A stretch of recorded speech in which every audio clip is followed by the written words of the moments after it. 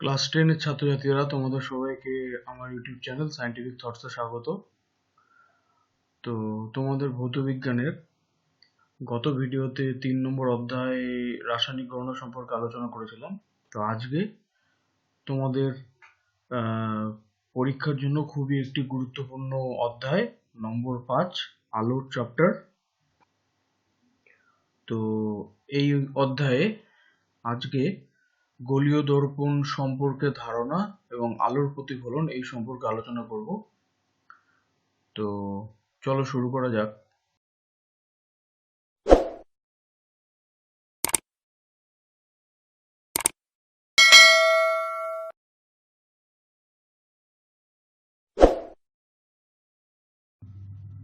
গোলীয় দর্পণে আলোর প্রতিফলন। তো আলোকের প্রতিফলক হিসাবে গোলীয় তল, এটা সম্পর্কে প্রথমে পড়ব। তো একটি চকচকে বা খুব পালিশ করা যদি তোমরা কখনো চামচ নাও, চামচের অবতল দিকটা যদি সামনের দিকে রাখো, অর্থাৎ যে দিকটা আমরা ব্যবহার করি, এই যে সামনে তোমরা ছবিতে দেখতে পাচ্ছ, চামচ ব্যবহার করার সময় যে দিকটা আমাদের সামনে থাকে সেই দিকটাকে যদি সামনে রাখি, কি দেখতে পাওয়া যাবে? মুখের বিবর্তিত অর্থাৎ আকারে খুব বড় এবং সোজা বা সমশীর্ষ প্রতিবিম্ব দেখতে পাওয়া যাবে যদি তুমি খুব সামনাসামনি থাকো চামচটির। এবার সেই চামচটিকে যদি দূরে সরিয়ে নেওয়া যায় বা চামচ থেকে নিজেকে যদি দূরে নিয়ে চলে যাওয়া যায়, তাহলে সেই প্রতিবিম্বটা আস্তে আস্তে কিছুক্ষণ পর উল্টো হয়ে যায় অর্থাৎ অবশীর্ষ এবং সাইজে ছোট অর্থাৎ খর্বকার হয়। আবার এই যে এই ছবিটার কথাই বলা হলো, তোমরা নিজেরা বাড়িতে করে দেখবে। আবার যদি সেই চামচটির অপোজিট দিক অর্থাৎ উল্টো দিক অর্থাৎ পেছন দিকটা অর্থাৎ এই দিকটা যদি আমাদের সামনে থাকে, তাহলে এবং যদি খুব কাছাকাছি রাখা হয় সেই দিকটাকে, তাহলে আমাদের মুখের সোজা বা সমশীর্ষ এবং ছোট বা খর্বকায় প্রতিবিম্ব দেখতে পাবো। তো এই ধরনের ঘটনা তোমরা যদি তোমাদের বাড়িতে স্টিলের বাটি যদি থাকে, সেই স্টিলের বাটিরও সোজা দিক এবং উল্টো দিক তোমরা সামনে রাখো নিজেদের সামনে, তাহলে একই রকম প্রতিবিম্ব দেখতে পাবে। তো এরকম ঘটনার কারণটা কি? এরকম ঘটনার কারণটা হচ্ছে আলোর প্রতিফলন।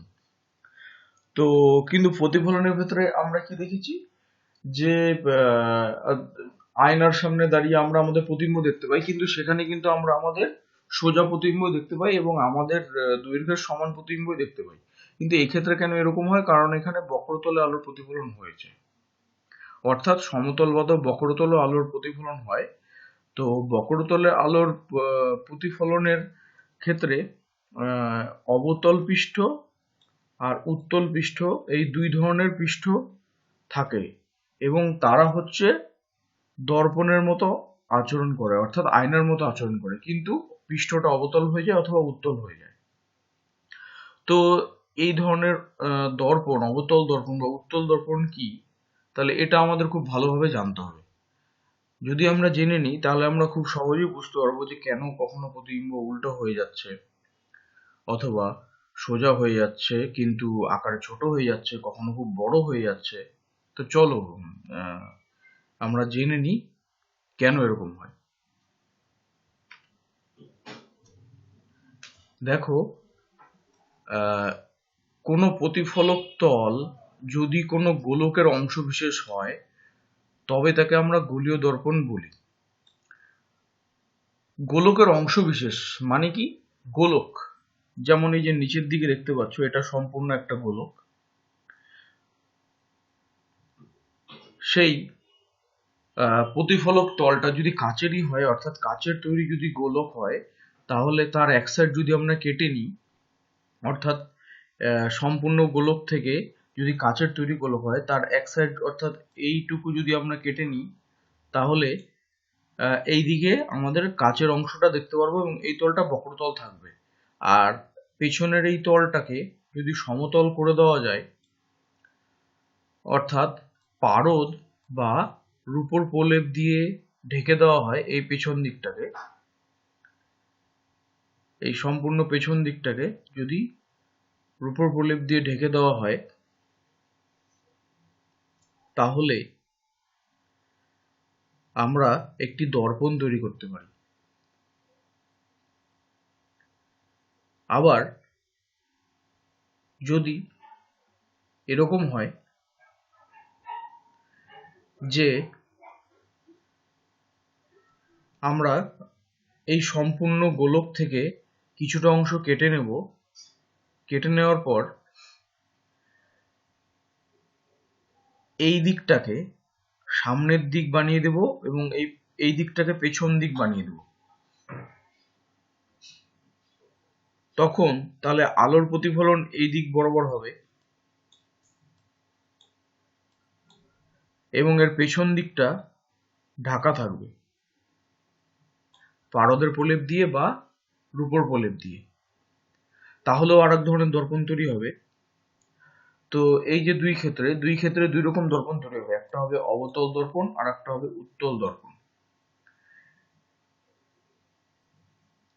যে গোলীয় দর্পণের ভিতরের অবতল পৃষ্ঠ প্রতিফলক তল হিসেবে কাজ করবে তাকে আমরা অবতল দর্পণ বলবো। অর্থাৎ এরকম ভাবে যখন গোলকের থেকে কেটে নেওয়া অংশের পরে যে পৃষ্ঠটার মধ্যে প্রতিফলন হবে সেটা যদি অবতল পৃষ্ঠ হয়, অর্থাৎ আলো যদি এই দিক থেকে আসে, কেটে নেওয়ার পর আমাদের এই দিকেও কাজ থাকবে, আমাদের বাইরের দিকেও কাজ থাকবে। আমরা জানি আলো যদি এই দিক থেকে আসে আর এর পেছনটা যদি ঢেকে দিই, তাহলে সেটা হয়ে যাবে আমাদের অবতল দর্পণ।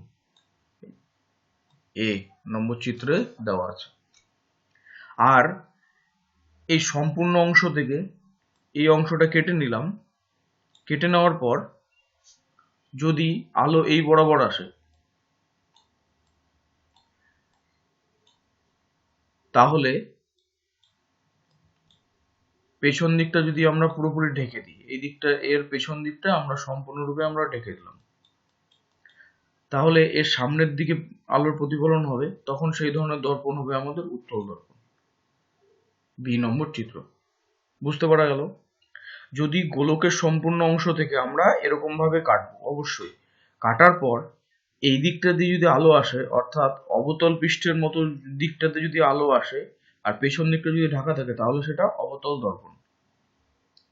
আর কেটে নেওয়া অংশের পর যদি এই যে বাইরের উত্তল পৃষ্ঠ, এই সম্পূর্ণ গোলক এর বাইরের দিকটা, যে এই যে বাইরের দিকটা এরকম শেপের বাইরের দিকটা দিয়ে যদি আলো আসে আর পেছনটা যদি ঢাকা থাকে, তাহলে সেটা আমাদের হয়ে যাবে উত্তল দর্পণ। তাহলে উত্তল দর্পণ কাকে বলবো? কোনো গোলীয় দর্পণের বাইরের দিকটা মসৃণ ও চকচকে হয়ে প্রতিফলকের মতো কাজ করলে এবং ভিতরের দিকটা অস্বচ্ছ হলে ওই দর্পণকে উত্তল দর্পণ বলে। এটা হচ্ছে সংজ্ঞা। আর অবতল দর্পণ কাকে বলে? কোনো গোলীয় দর্পণের ভিতরের দিকটা মসৃণ ও চকচকে হয়ে প্রতিফলকের মতো কাজ করলে এবং বাইরের দিকটা অস্বচ্ছ হলে ওই দর্পণকে অবতল দর্পণ বলে। তো এবার চলো, গোলীয় দর্পণ আমরা জানলাম। গোলীয় দর্পণের এবার অনেকগুলো অংশ রয়েছে, সেই অংশগুলো সম্পর্কে তোমাদের জানতে হবে। প্রথমে হচ্ছে মধ্যবিন্দু বা মেরু। দেখো, এই গোলীয় দর্পণের প্রতিফলক তলের মধ্যবিন্দুকে, অর্থাৎ এই যে গোলীয় দর্পণ, এই গোলীয় দর্পণের পেছনটা এই দেখো ঢাকা, ওই জন্য এরকম দেওয়া আছে। আবার এই গোলীয় দর্পণের এই ভেতরের দিকটা ঢাকা, আর এই গোলীয় দর্পণের বাইরের দিকটা ঢাকা। এটা হচ্ছে অবতল দর্পণ আর এটা হচ্ছে উত্তল দর্পণ। অর্থাৎ এখানে আলো বাইরে থেকে আসবে আর এখানে আলো এই দিক থেকে আসবে। তো এই দুই ধরনের দর্পণের ক্ষেত্রেই কি বলেছে? প্রতিফলক তলের মধ্যবিন্দুকে ওই দর্পণে মেরু বলে। এই যে প্রতিফলক তল কোনটা? এটা সম্পূর্ণ প্রতিফলক তল। এর মধ্যবিন্দু অর্থাৎ এই যে বিন্দুটা, এই মাঝ বরাবর যে বিন্দু, এই বিন্দুটা যেটা পি লেখা আছে, এটাকে হচ্ছে দর্পণের মেরু বলে। বক্রতা কেন্দ্র কোনটা? গোলীয় দর্পণটি যে গোলকের অংশবিশেষ, সেই গোলকের কেন্দ্রকে বক্রতা কেন্দ্র বলে। আচ্ছা, এই গোলীয় দর্পণ অবতল দর্পণটা কার অংশ? এই সম্পূর্ণ একটা গোলকের অংশ, তাই তো? তো গোলকের একটা কেন্দ্র আছে, এই যে কেন্দ্র এটা, তো এই কেন্দ্রটাও এই দর্পণের কেন্দ্র, কিন্তু কি কেন্দ্র সেটাকে আমরা বক্রতা কেন্দ্র বলবো। অর্থাৎ এই দর্পণটাকে যে গোলক থেকে কেটে নেওয়া হয়েছে সেই গোলকের তো একটা কেন্দ্র থাকবে, সেই কেন্দ্রটা অবশ্যই এই দর্পণটা যখন বানানো হয়ে যাবে তখন তার মধ্যে থাকবে না, তার বাইরে থাকবে।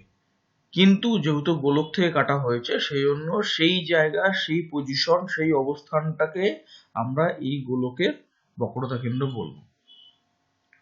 এই দর্পণের ক্ষেত্রে বক্রতা কেন্দ্র এটা। সি, প্রধান অক্ষ কোনটা? দর্পণের মধ্যবিন্দু অর্থাৎ মেরু, এই যে মেরু, এবং বক্রতা কেন্দ্রের সংযোগী সরলরেখাকে প্রধান অক্ষ বলে। দেখো এই যে বক্রতা কেন্দ্র আমরা জানলাম, আর এই যে মধ্যবিন্দু জানলাম বা মেরু জানলাম, এই মেরু আর বক্রতা কেন্দ্রকে যদি যোগ করে দিই তাহলে এরকম একটা সরলরেখা চলে আসবে। এই যে এরকম একটা সরলরেখা চলে আসবে, এই সরলরেখাকেই বলবো আমরা প্রধান অক্ষ। এখানে এক্স এক্স ড্যাশ, এই যে এক্স আর এদিকে এক্স ড্যাশ, এইটাকে বলবো প্রধান অক্ষ। বক্রতা ব্যাসার্ধ কোনটা?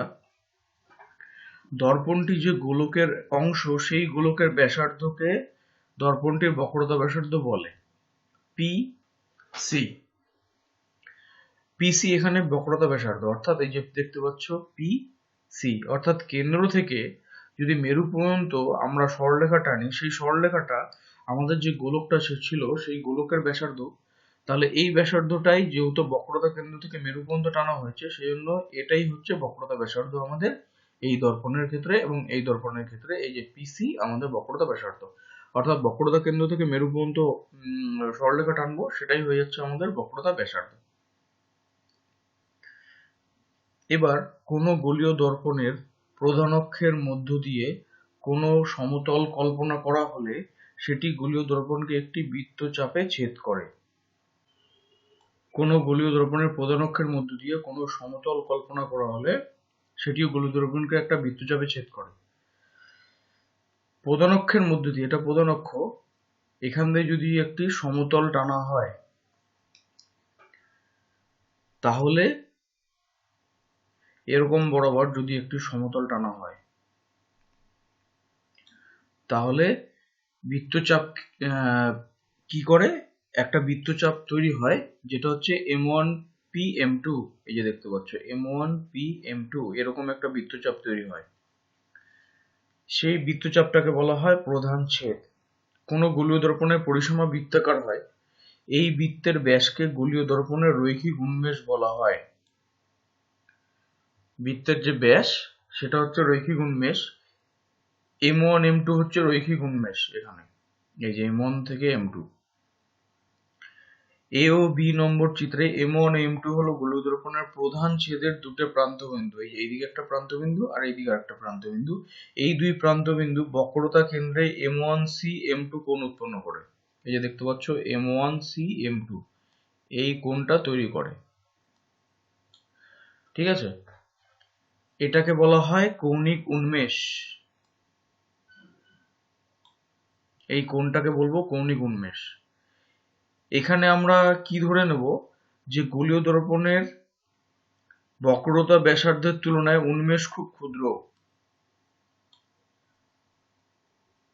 গোলীয় দর্পণের বক্রতা ব্যাসার্ধের থেকে উন্মেষটা খুব ক্ষুদ্র, 10 ডিগ্রির কম।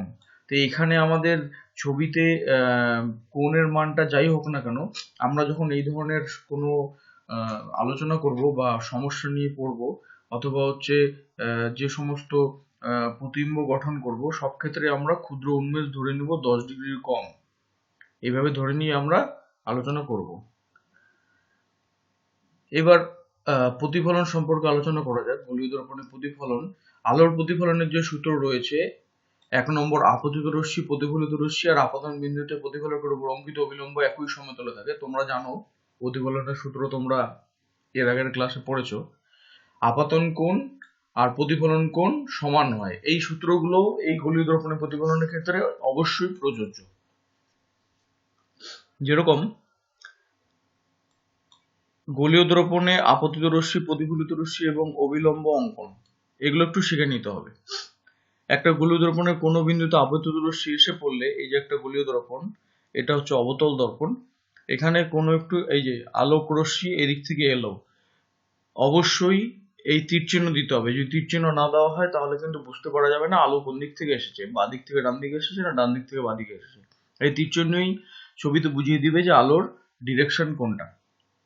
প্রতিফলিত রশ্মিটি প্রথমে অঙ্কন করতে হলে আগে দর্পণের উপরিস্থ আপতন বিন্দু কিউ আর বক্রতা কেন্দ্রের সংযোজী সরলরেখা অঙ্কন করতে হবে।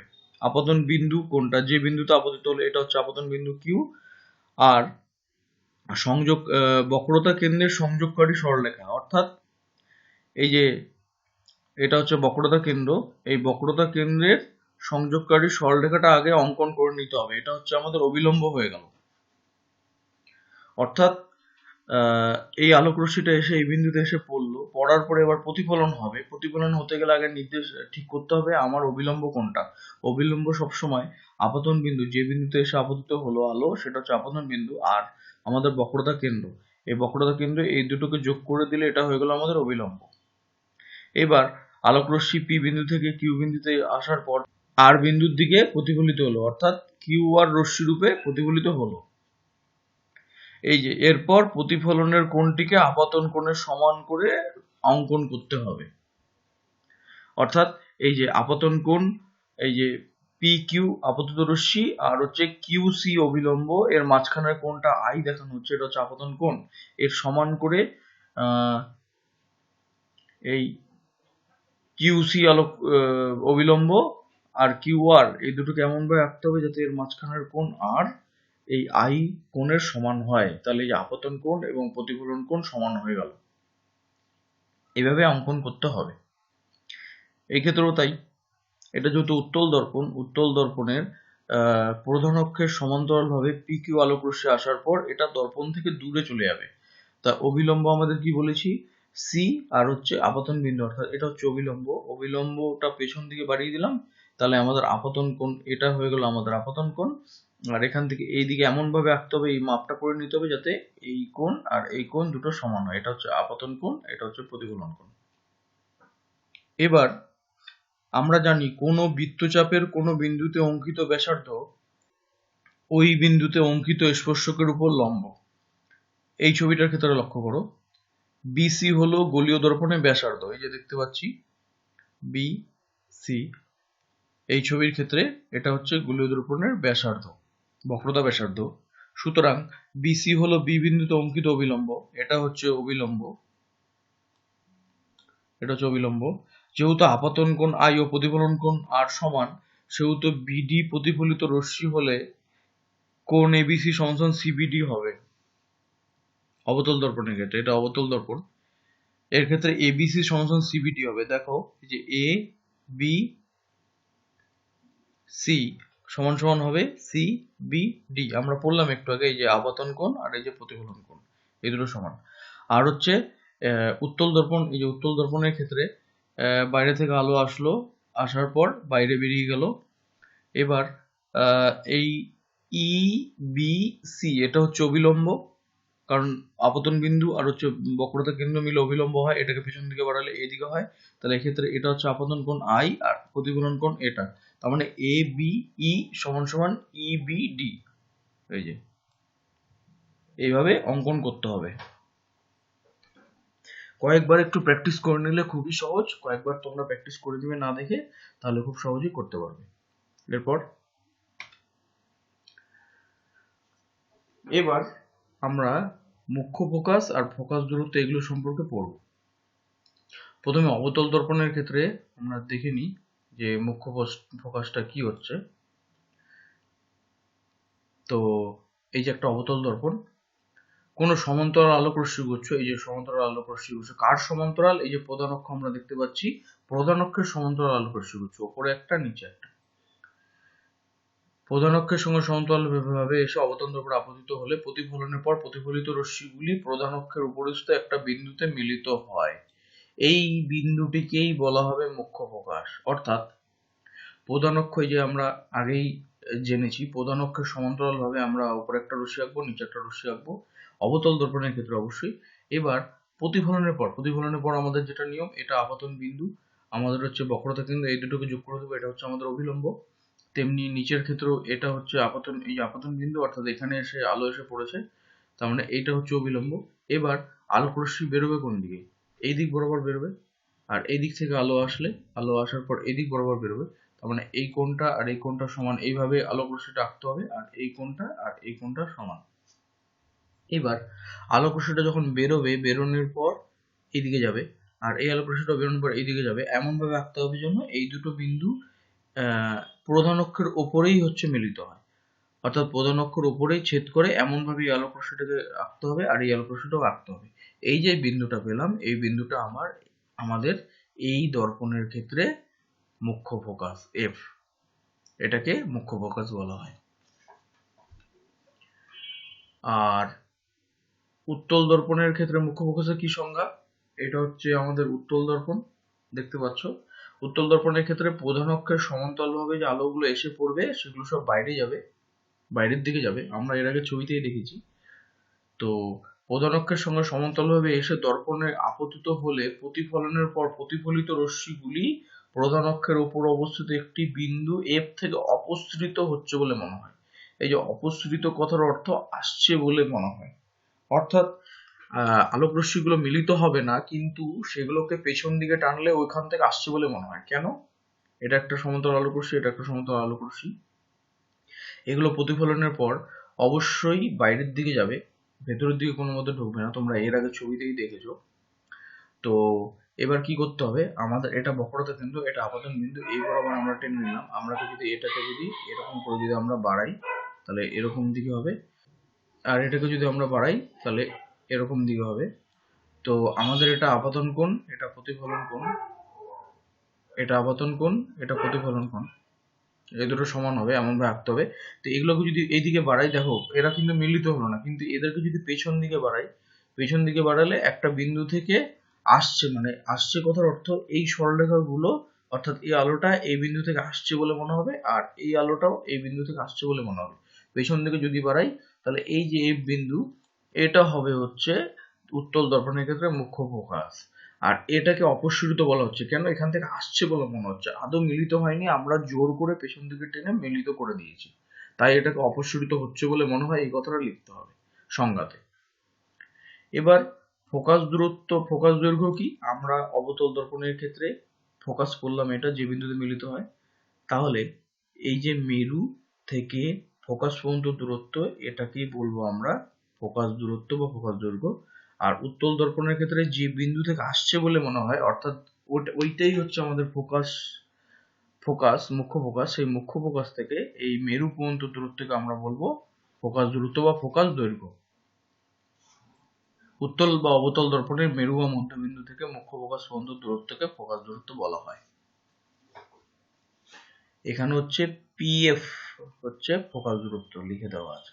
গুরুত্বপূর্ণ বিষয় কি জেনে রাখতে হবে, গোলীয় দর্পণের ফোকাস দূরত্ব আপতিত আলোর বর্ণের উপর নির্ভর করে না, অর্থাৎ লাল, হলুদ, কমলা, নীল, বেগুনি যে বর্ণেরই আলো আমরা নিই, ফোকাস দূরত্ব সবসময় একই থাকবে উত্তল দর্পণের এবং অবতল দর্পণের। আবার গোলীয় দর্পণকে যদি জলেও নিমজ্জিত করা হয় বা ডুবিয়ে দেওয়া হয়, তাহলেও তার ফোকাস দূরত্বের কোনো পরিবর্তন হয় না, এটাও তোমরা জেনে রাখো। এরপর গৌণ ফোকাস। গোলীয় দর্পণের মুখ্য ফোকাসের মধ্য দিয়ে কল্পিত তল, এই যে দর্পণ, অবতল দর্পণ, এই যে উত্তল দর্পণ, আমরা যে জানলাম এটা হচ্ছে ফোকাস, এর মাঝখান দিয়ে কল্পিত তল, অর্থাৎ এটাকে যদি মধ্যবিন্দু ধরে একটা তল কল্পনা করা হয় এই বরাবর, তাহলে কল্পিত তল যা ওই দর্পণের প্রধান অক্ষের উপর লম্ব, এই যে দেখতে পাচ্ছ এটা আমাদের প্রধান অক্ষ, এই প্রধান অক্ষের উপর এই তলটা লম্ব হবে, তাই হচ্ছে ফোকাস তল। বোঝা গেল? সমান্তরাল রশ্মিগুচ্ছ প্রধান অক্ষের সঙ্গে আনতভাবে গোলীয় দর্পণে আবদ্ধ হলে, এই যে দেখতে পাচ্ছ আনতভাবে, অর্থাৎ কোণ করে যদি আসে প্রধান অক্ষের সঙ্গে আনতভাবে যদি আলোক রশ্মিটা এসে পড়েছে, দেখতে পাওয়া যায় দর্পণ দ্বারা প্রতিফলিত রশ্মিগুচ্ছ, এই যে এই আলোক রশ্মিটা এলো, এসে এই দিক দিয়ে বেরোচ্ছে, আর এই আলোক রশ্মিটা এলো, এটা এসে এই পথ দিয়ে বেরোচ্ছে। তাহলে একটা বিন্দু এফ ড্যাশে মিলিত হয়, এফ ড্যাশ, এই যে এটা হচ্ছে এফ ড্যাশ, দেখতে পাচ্ছি এখানে এই ছবিতে, এটা হচ্ছে এফ ড্যাশ। এই যে প্রধান অক্ষের সাথে আনতভাবে আলো এসে পড়েছে, এই যে প্রধান অক্ষের সাথে আনতভাবে আলো এসে পড়ে বাইরে বেরিয়ে যাচ্ছে। আমরা জানি উত্তল দর্পণের ক্ষেত্রে বাইরে বেরিয়ে যায় আলো। তো এই যে এটা বাইরে বেরিয়ে গেলো, এটাকে পেছন দিকে টানলাম, আর এটা বাইরে বেরিয়ে গেলো, এটাকে পেছন দিকে টানলাম, দুটোকে টেনে এখানে যেখানে মিলিত হবে এটা হচ্ছে এফ ড্যাশ যদি বলা হয়। একটা বিন্দুতে এফ ড্যাশে মিলিত হয় অবতল দর্পণের ক্ষেত্রে, যে আমরা দেখলাম মিলিত হয়ে গেল সত্যি সত্যি। আর এই যে অপসৃত হচ্ছে কার ক্ষেত্রে? উত্তল দর্পণের ক্ষেত্রে। তোমরা জানো উত্তল দর্পণের ক্ষেত্রে অপসৃত হচ্ছে বলে মনে হয় এই এফ ড্যাশকেই ওই দর্পণের গৌণ ফোকাস বলা হবে। অর্থাৎ এই এফ ড্যাশ বিন্দুটাকে এই দর্পণের, আর এই এফ ড্যাশ বিন্দুকে এই দর্পণের গৌণ ফোকাস আমরা বলবো, গৌণ ফোকাস। গোলীয় দর্পণের অভিসারী রশ্মিগুচ্ছের প্রতিফলন, এটা সম্পর্কে পড়বো আমরা এখন। অভিসারী রশ্মিগুচ্ছ প্রতিফলন কিরকম ভাবে হয় আমরা দেখব।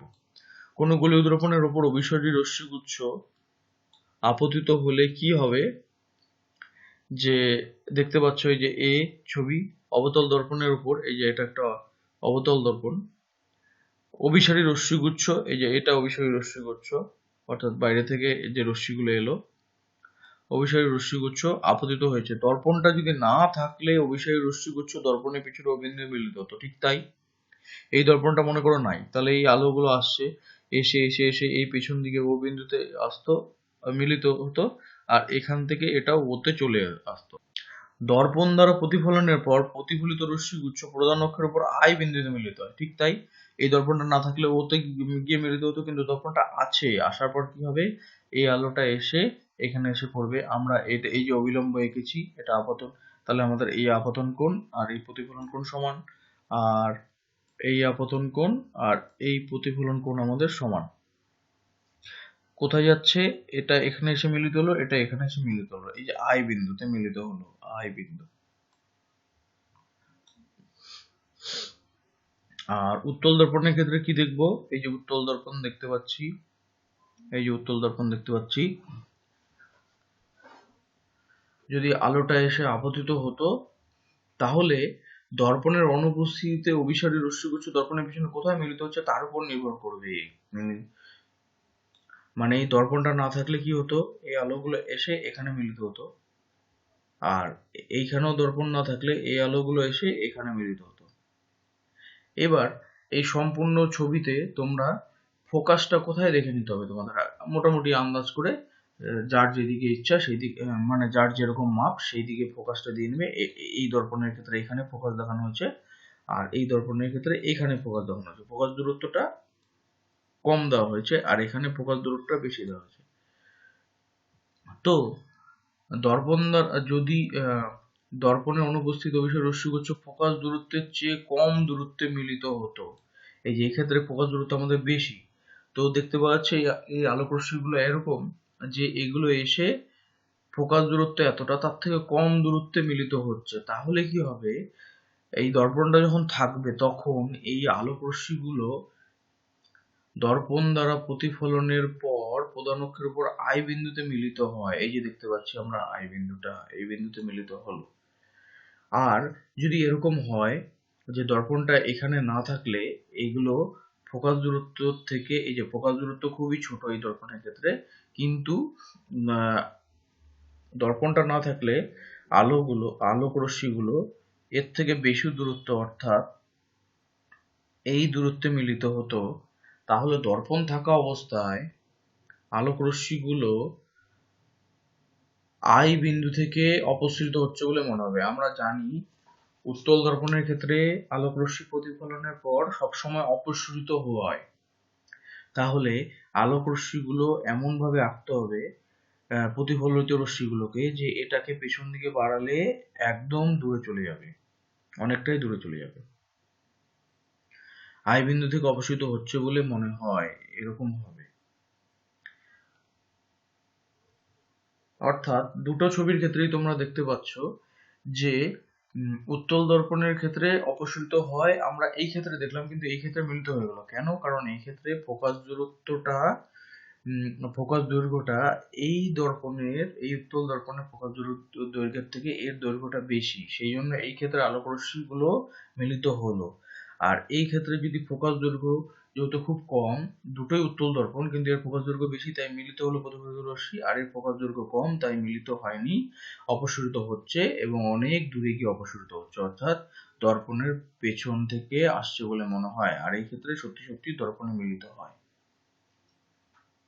এরকম উদাহরণ আমাদের মনে রাখতে হবে।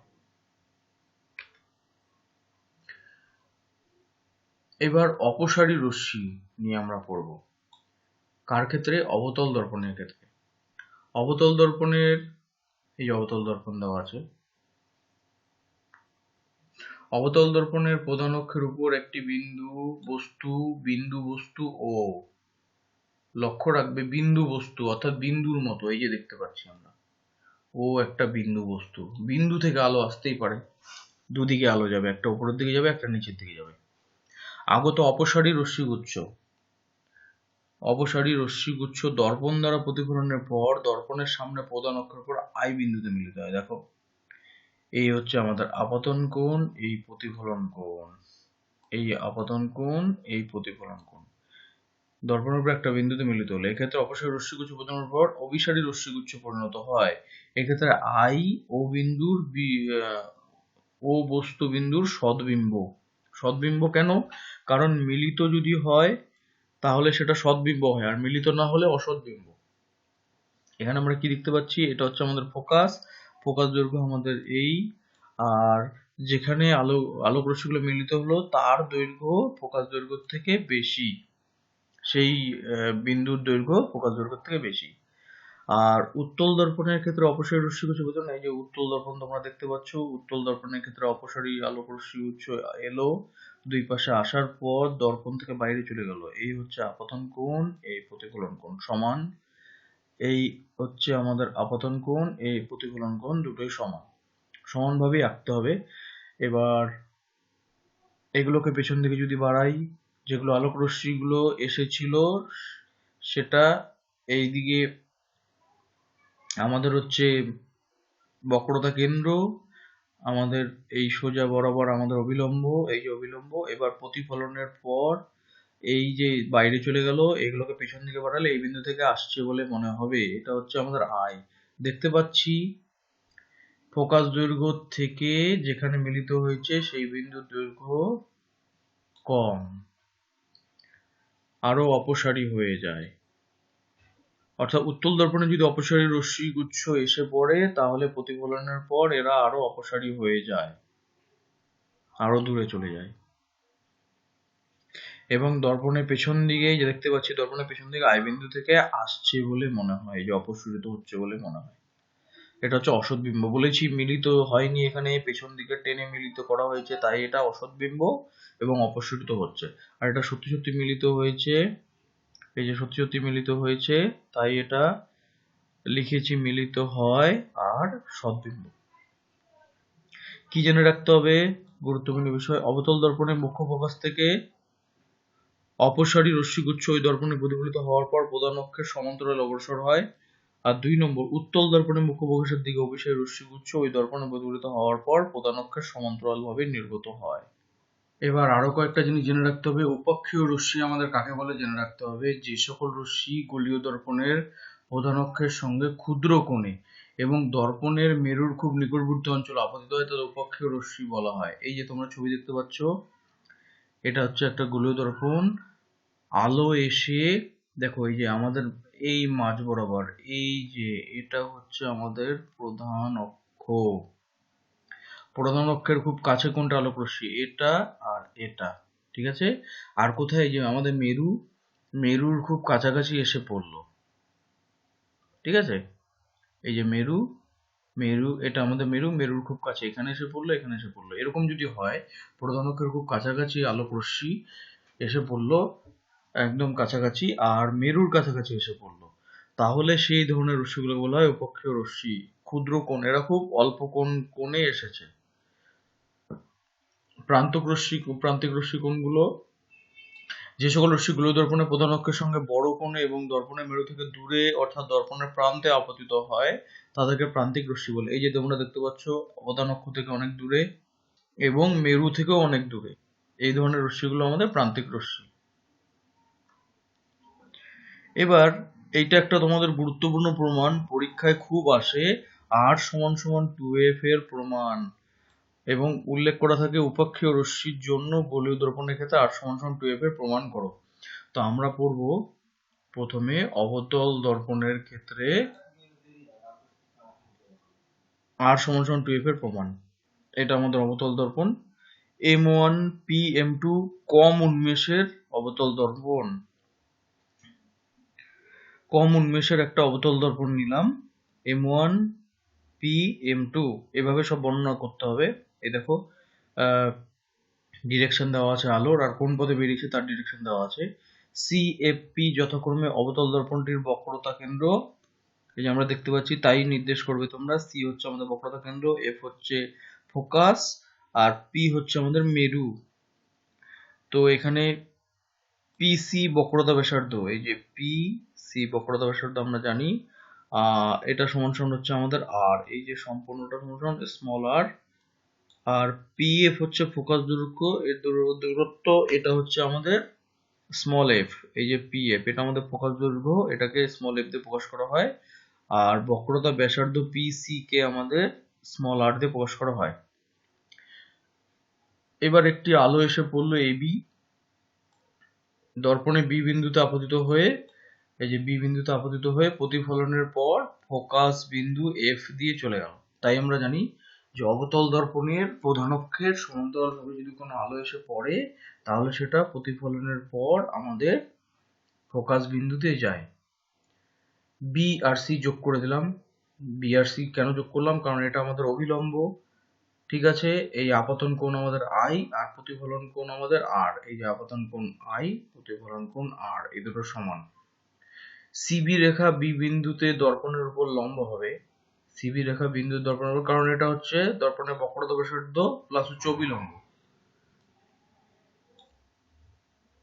CB হচ্ছে বক্রতা ব্যাসার্ধ, সাথে সাথে আমাদের অভিলম্ব, অবশ্যই লম্ব হবে আমরা জানি। প্রতিফলনের নিয়ম অনুসারে কি লিখতে পারি? ABC = CBF, এই যে ABC আপতন কোণ আর CBF প্রতিফলন কোণ, এই দুটো সমান নিয়ম অনুসারে।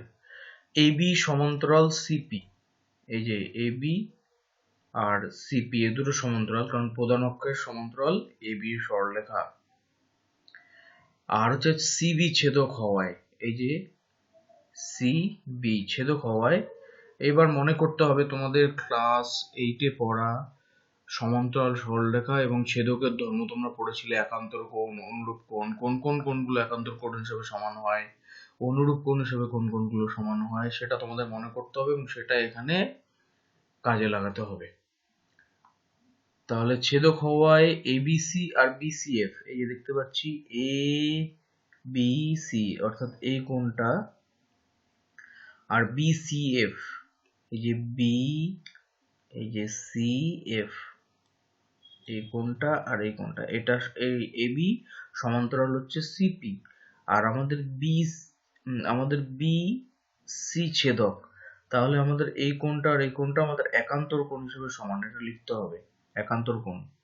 আমরা একটু আগে পড়েছি আপতন কোণ আর প্রতিফলন কোণ সমান, আবার এখনই বললাম এই কোণটা আর এই কোণটা একান্তর কোণ হিসেবে সমান, তাহলে আমরা বলতে পারি এই কোণটা আর এই কোণটা সমান, কোণ BCF আর CBF সমান। সুতরাং CF = BF, এই যে CF = BF, এটা কেন লেখা যায়? কারণ হচ্ছে BCF এটা একটা ত্রিভুজ, দেখতে পাচ্ছি BCF এটা একটা ত্রিভুজ, ত্রিভুজের এই কোণটা আর এই কোণটা সমান, আমরা এখনই প্রমাণ করেছি, এই যে এটা সমান এটা। তাহলে এর বিপরীত বাহু CF আর এর বিপরীত বাহু, এই কোণের বিপরীত বাহু BF, এই CF আর BF সমান। কম উন্মেষের অবতল দর্পণে উপাক্ষীয় রশ্মির ক্ষেত্রে B আর P দুটি খুব কাছাকাছি বিন্দু। আমাদের উন্মেষ কম, আমরা প্রথমে এই যে নিয়েছি কম উন্মেষের অবতল দর্পণ, তাহলে কম উন্মেষের ক্ষেত্রে আমরা বি বিন্দু আর পি বিন্দু খুব কাছাকাছি লিখতে পারি। এটা আমাদের উল্লেখ করতে হবে যে উন্মেষ যদি কম হয়, এই যে বি বিন্দু আর পি বিন্দু উন্মেষ যদি কম হয়, তাহলে বি বিন্দুটাকে পি বিন্দুর খুব কাছাকাছি লিখতে পারি। সেই ক্ষেত্রে বিএফ আর পিএফ সমান হবে। বিএফ কোনটা? এই যে বি থেকে এফ এই পর্যন্ত দূরত্ব, আর পি থেকে এফ এই পর্যন্ত দূরত্ব সমান হবে। কেন? মনে করে নাও, এই বি বিন্দুটা যদি পি বিন্দুর খুব কাছাকাছি হয়, তাহলে আমরা এই বি বিন্দুটাকে এখানে না ধরে এখান থেকে এইখান পর্যন্ত ধরতে পারি। এইখানে চলে এলো, এত খুব কাছাকাছি চলে এলো। তো চলে এলে এইখান থেকে যদি খুব কাছাকাছি একটা সরলরেখা এরকম টানা যায়, তাহলে এখানে যদি বি বিন্দুটা এখানকার বদলে যদি এখানে হয়, যেহেতু উন্মেষ কম, তাহলে এই বি থেকে এফ পর্যন্ত দূরত্ব আর পি থেকে এফ পর্যন্ত দূরত্ব প্রায় সমান হয়। যদি প্রায় সমান হয়, খুব কাছাকাছি ধরে নিই, একদম কাছাকাছি বি বিন্দু আর পি বিন্দু, তখন আমরা বিএফ সমান পিএফ লিখতে পারি। আবার আমরা একটু আগে প্রমাণ করেছি সি থেকে এফ পর্যন্ত দূরত্ব আর বি থেকে এফ পর্যন্ত দূরত্ব সমান। এখন আবার প্রমাণ করলাম এই বি থেকে এফ পর্যন্ত দূরত্ব আর পি থেকে এফ পর্যন্ত দূরত্ব সমান। এখনই প্রমাণ করলাম। তাহলে বলতে পারি সি থেকে এফ পর্যন্ত দূরত্ব আর পি থেকে এফ পর্যন্ত দূরত্ব এই দুটো সমান। সিএফ সমান সমান পিএফ সমান। সুতরাং পিসি, পিসি কোনটা? পি থেকে সি পর্যন্ত দূরত্ব। এই পি থেকে সি পর্যন্ত দূরত্ব সমান সমান কি? পি থেকে এফ পর্যন্ত দূরত্ব প্লাস এফ থেকে সি পর্যন্ত দূরত্ব, এই যে পিএফ প্লাস এফ সি।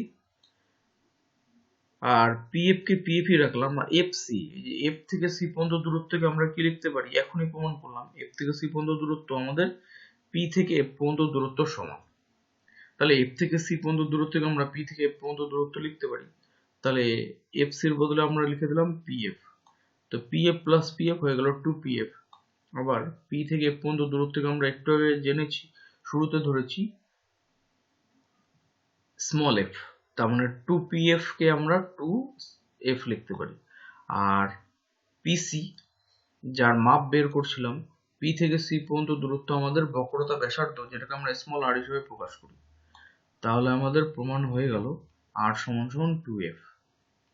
অর্থাৎ বক্রতা ব্যাসার্ধ সমান সমান 2 গুণিত ফোকাস দৈর্ঘ্য। এটা আমাদের অবতল দর্পণের ক্ষেত্রে প্রমাণ হয়ে গেল। এবার আমরা উত্তল দর্পণের ক্ষেত্রে প্রমাণ করব এই একই প্রমাণ।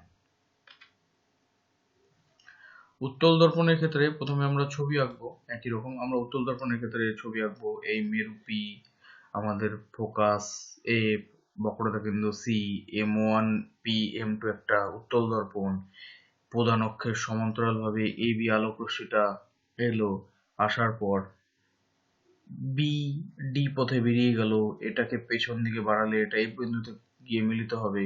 আমাদের এন বি সি আমাদের অভিলম্ব, আমাদের এটা আপতন কোণ আর এটা আমাদের প্রতিফলন কোণ হিসেবে সমান, অর্থাৎ লিখতে পারি এ বি এন সমান সমান এন বি ডি।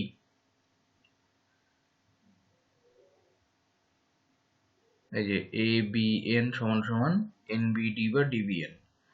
তার আগে এগুলো সব লিখে নেব, কোনটা আমাদের কি, ফোকাস দূরত্ব বক্রতা ব্যাসার্ধ আর লিখে নেব, ফোকাস দূরত্ব পি এফ সমান সমান এফ লিখে নেব, অপসরিত হচ্ছে বলে মনে হচ্ছে এটা লিখে নেব কারণ মিলিত হচ্ছে না। এবার এবি আর পিসি সমান্তরাল, আমাদের এই যে এবি আর হচ্ছে আমাদের পিসি সমান্তরাল, পুরোটাই সমান্তরাল, আমরা এইটুকু নিলাম। আর এখানে ছেদক হিসাবে ব্যবহার করব কাকে? সিবিএন কে ছেদক, এই যে সিবিএন। একই রকম ভাবে সেই সমান্তরাল সরলরেখা এবং ছেদকের ধর্ম অনুসারে আমরা লিখতে পারি এবিএন আর এফ সিবি। এবিএন কোনটা আমাদের? A B N. এই কোনটা? F CB, F C B. এই কোনটা? এফ সিবি এর সাথে সমান। কেন? কারণ হচ্ছে এবি সরলরেখা আর পিসি সরলরেখার সমান্তরাল, এর সাথে হচ্ছে আমাদের NBC আমাদের ছেদক যদি হয়, তাহলে এই পাশের কোণ আর এই পাশের কোণ আমাদের অনুরূপ কোণ হিসেবে আমাদের সমান হয়। এই ধর্মটা আমরা এর আগে জেনেছি। তো এটা এখানে লিখে দেবো, অনুরূপ কোণ হিসেবে সমান, বিপ্রতীপ কোণ হিসেবে সমান। আবার প্রতিফলনের নিয়ম অনুসারে এই কোণটা আর এই কোণটা সমান। তো আমরা দেখতে পাচ্ছি এই কোণটার সাথে এই কোণটা সমান আর এই কোণটার সাথে এই কোণটা সমান, আবার এই দুটো কোণ সমান। তাহলে আমরা বলতে পারি এই কোণটার এই কোণটা সমান। সেটা এখানে লেখা আছে CBF সমান সমান FCB। তাহলে এই যে ত্রিভুজটা পাচ্ছি CBF, এই ত্রিভুজটার এই কোণটা আর এই কোণটা সমান। তাহলে আমরা বলতে পারি BF CF এই দুটো সমান। কোণের বিপরীত বাহুগুলো সমান হয় সে অনুযায়ী। যেহেতু উপক্ষীয় রশ্মি নিয়েছি আমরা, তাই P বিন্দুটা, আর একটা হচ্ছে আমরা জানি যে দেখতে পাচ্ছ DBN আর CBF বিপ্রতীপ কোণ হিসেবে সমান। যে DBN আমাদের এই কোণটা আর এই কোণটা বিপ্রতীপ কোণ হিসেবে আমাদের সমান। এটা আমরা জানি যে এই সরলরেখা DBF এই সরলরেখা আর NBC, ঠিক আছে, এই দুটো সরলরেখা একে অপরকে ছেদ করেছে, তাই এদিকের যে কোণ আর এদিকের কোণ এই দুটো কোণ সমান। তাহলে এই দুটো কোণকে যদি আমরা তুলনা করি, DBN CBF এর সাথে সমান, আবার ABN FCB এর সাথে সমান। তাহলে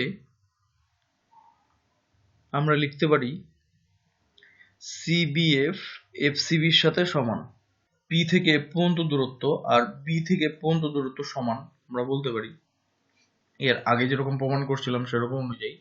তাহলে এই যে FB আর PF সমান, এই যে F থেকে B পর্যন্ত দূরত্ব আর P থেকে F পর্যন্ত দূরত্ব সমান। আবার এক্ষুনি প্রমাণ করলাম FC সমান সমান FB, আবার এখনই প্রমাণ করলাম FB সমান সমান PF। তাহলে বলতে পারি FC সমান সমান PF, FC সমান সমান